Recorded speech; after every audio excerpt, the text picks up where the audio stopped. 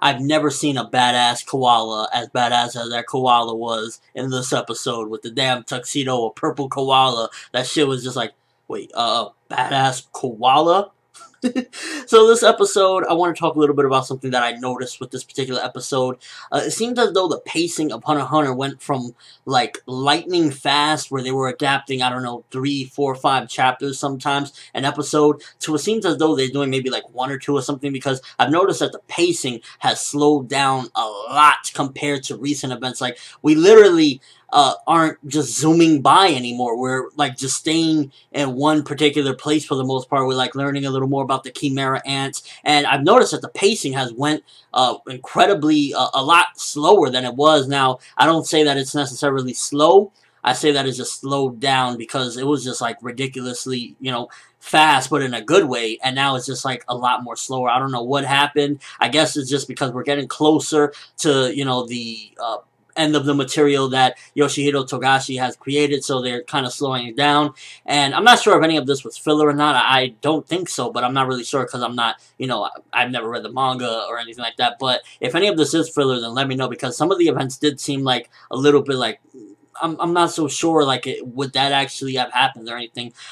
This episode, the Chimera ants, I feel as though that was a big part of the episode, is just really showing that their desire for individuality, because they have that inner human in them, is already causing a divide and a pretty much like a self-destruction in a way of them, because it's like they're all getting annoyed with each other. They all have their different agendas. That one particular ant, the one that ate the kid, or, you know, he's not ate the kid, he became the kid, he was born from the kid. He has a strong kind of justice within him in a way, and the only thing he cares about is the queen, feeding the queen the greatest, you know, everything is about giving the queen the most greatest luxury and everything.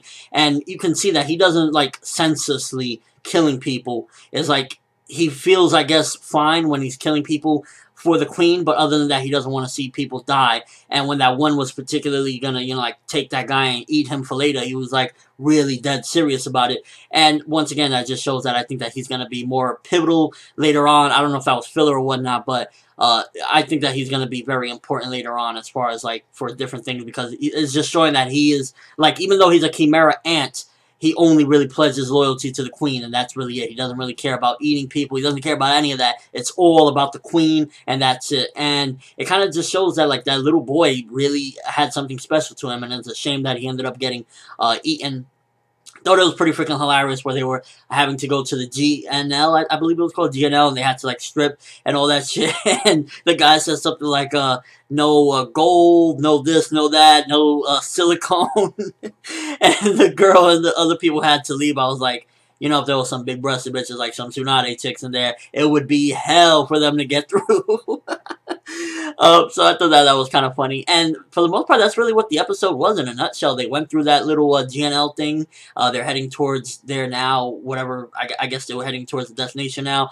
And we got to learn a little bit more about the Chimera ants, and learn a little bit about a couple different ones, like that badass Koala, and he seems like he's scheming, and then you got other people scheming. So it's like, I think the Chimeras are going to have a lot of internal conflict in the near future, because they're just all having their own agendas, while, you know, one is trying to, like, kind of protect people in a way and only feed the queen. Another one is, like, addicted to killing. Another one, you know, they're all having different things. And when that koala shot dude in the head, I was like, God damn, koalas for the win.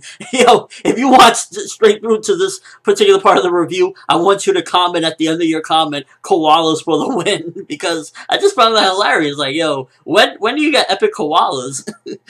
This episode, give 3 out of 5. It really didn't cover too much ground. It was mostly given, like I said, character development for the Chimera ants, and whether you would say that's important or not, that's debatable, but I thought it was pretty cool, and we kind of got a little more ground covered as far as the whole Gon and Killua getting to the destination, but that was pretty much it. Not really much happened. It wasn't like I said, it feels as though the pacing has slowed down a lot compared to what previous episodes were. So, I guess, let me know, do you think that this was a lot more slower?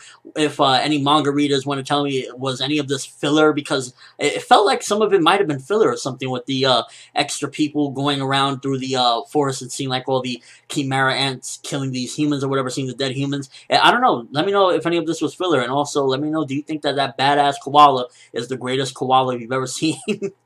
in the comment section below. But yeah, that's all I have for this review. Thanks for watching. Hope you enjoyed. Thumbs up for that epic koala. And thumbs up if you can't wait to see Gon and Killua and Kite get to these ants. Because every episode, Kite just looks like he is, like, I don't know, like he is traumatized by ants or something. So I can't wait to see what's going to happen. Shit's going to get epic. I'm ForneverWorld, and as always, people, have an awesome day.